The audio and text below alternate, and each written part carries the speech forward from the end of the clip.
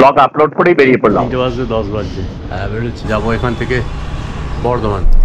22শে জুলাই 2025। সামনে জোড়া শালিক, এটা আমাদের গাড়ির সামনে দুটো শালিক যাচ্ছে।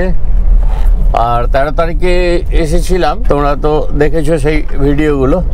9 দিন করে এইবার আমরা বেরোচ্ছি বর্ধমানের দিকে। এসেছিলাম একা, অপর্ণা কলকাতাতেই ছিল, আমার সঙ্গে যাচ্ছে এখন। বিশ্ব বাংলা সরণির ওপরে বিশ্ব বাংলা গেট পেরিয়ে আমরা ডান দিকে চলে গেলাম। এটা গিয়ে সোজা নজরুল ইসলাম সরণিতে উঠবে। সেখান থেকে এয়ারপোর্ট পেরিয়ে যশোর রোড ধরে নিতে হবে। তারপর বেলঘড়িয়া এক্সপ্রেস ওয়ে হয়ে দিল্লি রোড হয়ে দুর্গাপুর এক্সপ্রেস ওয়ে ধরে বর্ধমানের দিকে যাব। একটা সুন্দর রাস্তা ধরে আমরা এগিয়ে যাচ্ছি। আর ডান দিকে টাওয়ার দুটো দেখো, অপূর্ব, বারবার দেখাই এই পথে যে দেখি। এই মুহূর্তে আমাদের বাঁদিকে ইকো পার্কের ভিডিও এর আগে আছে। আর গতকাল 21শে জুলাই বাঁধ ভাঙা ভিড় হয়ে গিয়েছিল। ইকো পার্কের এরিয়া এখনো চলছে। এখানে একটা স্পিড লিমিট করা আছে, জোরে গেলেই হবে না, 30 বা 40 এরকম একটা ব্যাপার আছে। এখানে মেট্রো রেলের কাজের অগ্রগতি এটা তোমাদের দেখানোর দরকার আছে। দেখো, মেট্রো রেলের কাজ, পিলারের কাজ এখনো চলছে। ডেক ফেক অনেক দেরি আছে, দেখে নাও। কেন পরপর রেগুলার আসছি তো পরপর ভিডিওগুলো থেকে যাবে। মেট্রো রেল যখন কমপ্লিট হয়ে যাবে তখন দেখা যাবে যে আগের পুরনো ছবিগুলো বেশ ভালো লাগবে। এই ডান দিকে কর্মযজ্ঞ চলছে।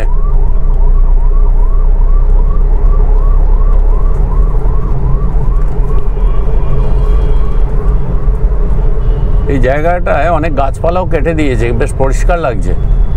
এই ওপর দিয়ে ফ্লাইওভারটা চলে গেল এয়ারপোর্টের দিকটায়। আর আমরা গিয়ে ওই সামনেই যশোর রোড।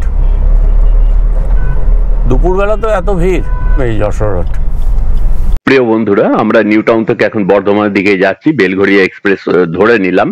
এরপর আমরা দক্ষিণেশ্বরের দিকে চলে যাব। উপরে মেট্রো রেল যাচ্ছে, তলার টানেল দিয়ে আমরা বেরিয়ে গিয়ে উঠে যাব ঠিক দক্ষিণেশ্বর। তোমরা আছো এখন স্টাডি রাইডারের সঙ্গে। স্টাডি রাইডার একটা মোটো ব্লগ, মাঝে মাঝে সে এন্টারটেনমেন্টও করে ফেলে। নিবেদিতা ব্রিজ যাওয়ার ফাস্ট্যাগের রাস্তা বাঁ দিকে নেমে গেল, আমরা দক্ষিণেশ্বরের দিকে ঢুকে গেলাম।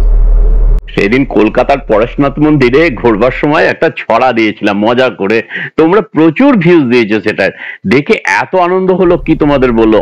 অসংখ্য ধন্যবাদ তোমাদের। স্কাই ওয়াকটা দেখা যাচ্ছে দক্ষিণেশ্বরের। বর্ধমান থেকে যখন কলকাতা দিকে আসি ওই দিকটা দিয়ে আসি, আর দক্ষিণেশ্বরে ঢুকতে গেলে ডান দিকে। কিন্তু আমরা দক্ষিণেশ্বরকে ডান দিকে রেখে বেরিয়ে যাচ্ছি। তোমরা এই মোটো ব্লগে খুঁজছো কন্টেন্ট, আর আমি খুঁজছি আনন্দ। ভিডিও ভালো লাগলে লাইক করবে, ভালো না লাগলে অবশ্যই ডিসলাইক করবে, কিন্তু ভিডিওটা দেখো বন্ধু। বিরাট বিরাট বিরাট গর্ত আছে। এই জায়গাটা যে কবে পরিবর্তন হবে, এইভাবেই যেতে হবে আন্ডারপাসের ভেতর দিয়ে। ডানকুনি টোল প্লাজা পেরোলাম, 110 টাকা এখানে ট্যাক্স নিল।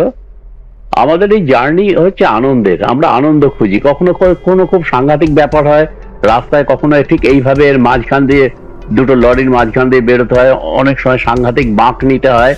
অনেক অ্যাডভেঞ্চার আছে এই বাইরে বেরিয়ে। তো ইন্ডিয়ান অয়েলের পেট্রোল ভরে নিতে হবে, 3টে দাগ রয়েছে, তাই রাস্তাটা ঘুরিয়ে নিলাম। আচ্ছা, একটু এসিটাকে অফ করলাম। 10 লিটার পেট্রোল নিয়ে নিলাম, 1056 টাকা দাম নিল। আর সামনেই সিঙ্গুরের ব্রিজটা, বাঁ দিকে তারকেশ্বর, আর ডান দিকে গঙ্গা থেকে জল নিয়ে আসে। আর এই ফ্ল্যাগটা দেখো, এর পাশেই আমরা নেমে যাব এই হোটেলে। এখানে একটু চা খেতে হবে। এই হোটেলে বিভিন্ন রকম খাবার পাওয়া যায়, তবে এই সময় গরম সিঙ্গাড়া হয়, আর এদের চাটা খুব সুন্দর হয়। তা আমরা চা সিঙ্গাড়া খেয়ে নিলাম। খেয়ে এবার আমরা বেরিয়ে পড়ছি বর্ধমানের পথে। দেখো, ইউটিউবে আমরা কিছু পুরনো হলে অনেক কিছু এখনো কিন্তু জানি না। কেউ কেউ বলে এই হোটেলে তোমরা কি খাচ্ছ এগুলোর ছবি দাও, এর দামগুলো দাও। আর কেউ কেউ বলে, বিশেষত আমার মেয়েরা বলে, একদম কোনো দাম বলবে না। কোনটা করব আমি খুব কনফিউজড।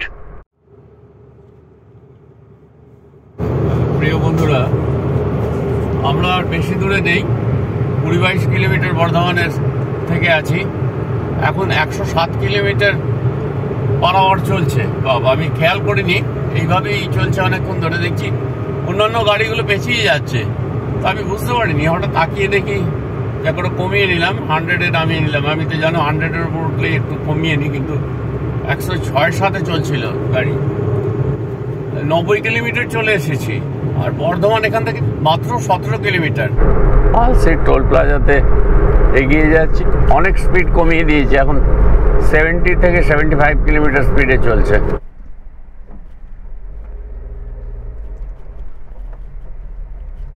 প্রিয় বন্ধুরা, আমরা বর্ধমানের একদম কাছাকাছি।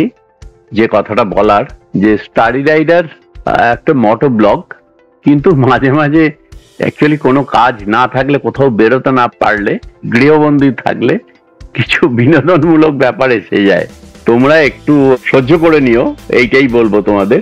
তোমরা ভিডিওটা দেখবে, ধরো আমাদের তো লাইক ডিসলাইক দেয়া, এটা তো একটা আঙুলের চাপের ব্যাপার। স্টাডি রাইডারে যে মুভমেন্টটা হয়, এটা কিন্তু কঠিন এবং কঠোর। মানে সন্তর্পণে, মানে চোখ কান পুরো সেন্স কিন্তু থাকে রাস্তার ওপর। যেভাবে আমরা কখনো পাহাড়ে যাই, কখনো সমতলে থাকি। তো এই জার্নিটার মধ্যে আমরা চাই যে তোমরা স্টাডি রাইডার ভিডিওটা দেখবে, দেখে লাইক দেবে। হ্যাঁ, স্টাডি রাইডার তো আমার পরিচিত, একটা লাইক দিয়ে দিয়ে দেখার দরকার নেই, আর পরপর লাইক দিয়ে যাচ্ছি না বন্ধু, এটা আমরা চাই না। এই মুহূর্তে স্টাডি রাইডারের কাছে চাওয়া পাওয়ার কিছু নেই। তুমি তাকে লাইক দিয়ে তুমি তাকে আনন্দ দিতে পারো অনেক। যে ইউটিউবে এত ভালো ভালো ভিডিও গুলো আসে, স্টাডি রাইডার সেই যোগ্যতা সেখানটাতে নেই। এটা বারবার বলেছি। এই যে পথে বেরিয়ে তার যে আনন্দ, এই গাড়ি চালানোর আনন্দ, টু হুইলারের আনন্দ, যে কোনো পথে যে কোনো জায়গায়।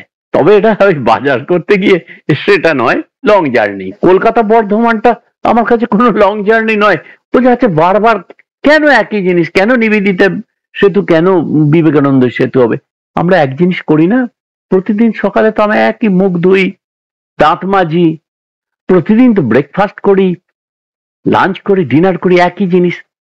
তারই মধ্যে একটু আধটু চেঞ্জ হবে, কখনো প্লেস চেঞ্জ হবে, পাহাড়, কখনো সমুদ্র হবে। আর যখন কিছুই থাকবে না, তখন স্টাডি রাইডারের ওই নিজস্ব ছড়া কিছু বলে দেবে।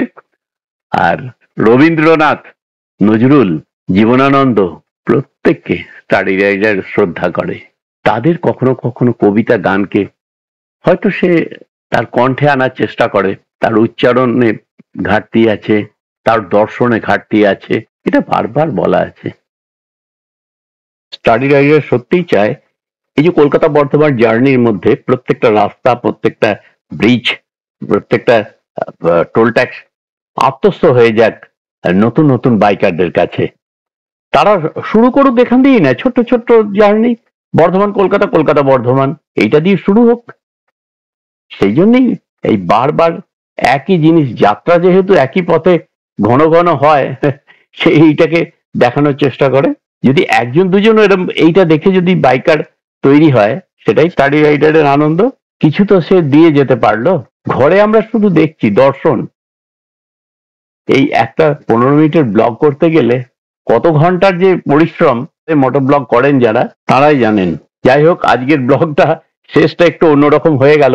এইবার আমাদের বেরিয়ে পড়তে হবে টু হুইলারে, বাইকে বেরোতে হবে, একটা লং জার্নি এবার হবেই। তোমরা সাথে আছো তো বন্ধুরা? সাথে থাকো, এইটুকুই। আমি একটু সামনে থেকে যাচ্ছি, দেখছি।